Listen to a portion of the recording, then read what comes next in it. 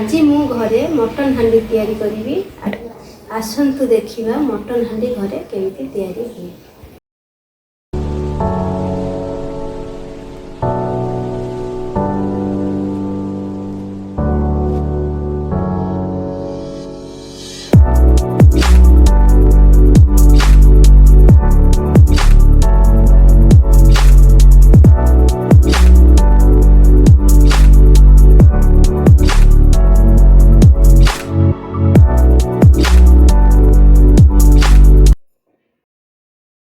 मु एठी 700 ग्राम रो मटन नहीं जाइछि।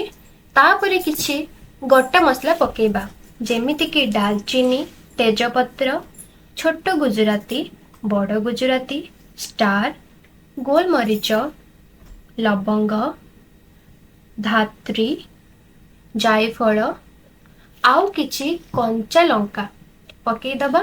तापरे अदा रसुण रो पेस्ट। तापर आपण कौन करेंगे पियाज टी बहुत छोट छोट काटिदेवे। काटी देकी से गुड़ा पकई दिंतु। तापर आमे सेतरे किछि मसाला पकेबा जेमिति कि 2 चम्मच हळदी गुंड, 3 चम्मच लंका गुंड। एटा हमर होममेड लंका गुंड। आपण चाहिले कश्मीरी लंका पाउडर भी यूज करि परिबे। तापर गरम मसला, धनिया पाउडर, जीरा पाउडर 2 चम्मच। तापरे मीट मसला पकेबे।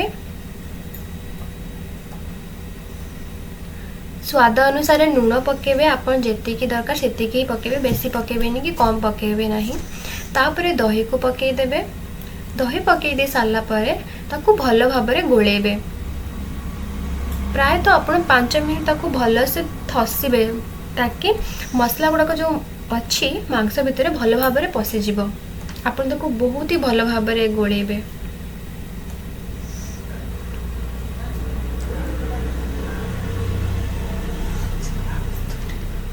पिसी सबु पकेल आलू पकेल निजे।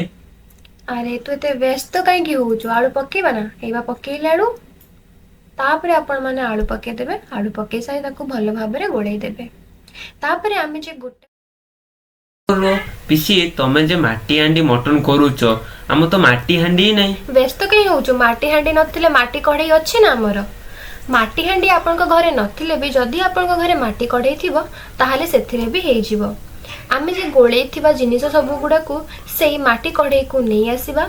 नहीं आसी सारला परे सेथिरे आमे जे गोटा रखिथिबा पियाज और रसुण को रखि दबा।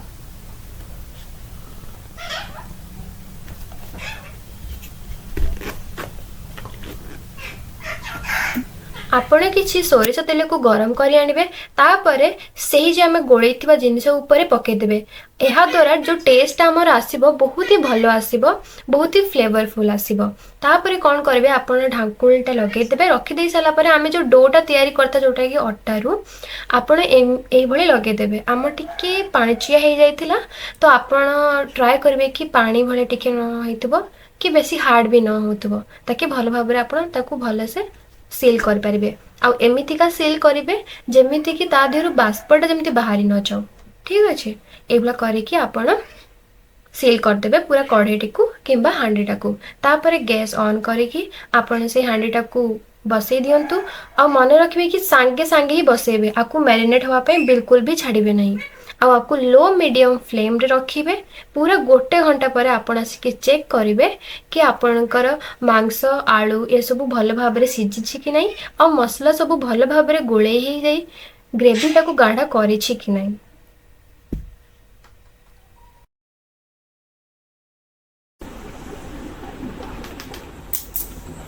पाखापाखि 1 घंटा हे गलानी। मु आसी गली चेक करिया को। आपण आकु छुरी साहाଯ୍ୟରେ भी एमिति काढ़ी परिबे किंबा गोटे चम्मच साहाଯ୍ୟରେ भी काढ़ी परिबे। मु एटी चम्मच साहाଯ୍ୟରେ काढुची। काढ़ी देई साला पर देखंतु मु ढांकुलटा खोलिबी आ से केते बढ़िया से देखा जिवो। देखंतु केते सुंदर देखा जाउछो, केते बढ़िया देखा जाउची। एटी सब जिंस वेल कुक्ड हेची। बहुत मटन गुड़ा भी बहुत भल से सीझी जाइए। देखने जना पड़ जाऊँ।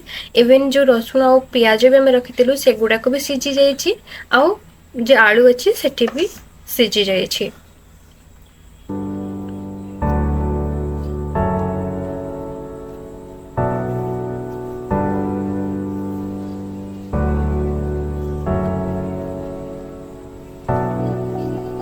ग्रेवीटा भी देखंतु मुझे आपको देखौची ग्रेवीटा भी जी मसला सब यूज करते भल भाव मुझे गोड़े दूची गोड़े दे सारा पर से ग्रेवीटा जो ता जो केते गाढ़ापन रहा कथा देखी दिंतु बहुत सुंदर है बेसी मसला भी है हल्का मसला भी है और तार जो ग्रेवीटा भी बेसी गाढ़ा है बेसी मसला हेले भी प्रॉब्लम अच्छी ना तो हल्का मसला अच्छी ठीक अच्छे देखंतु केते बढ़िया देखा जाउची आपण माने भी घरे एटा तैयारी करिकि देखंतु आ खांतु देखिए केते टेस्टी लागिवो आ एते सुंदर रांधला परे टिके तो प्लेट को सजेवा को पड़िबो ना मु केबे plate सजेनी but Etah first time सजेउची आपण को एते भल लागिथिबो ताहाले आपण माने कमेंट सेक्शन रे निहाती कहिबे।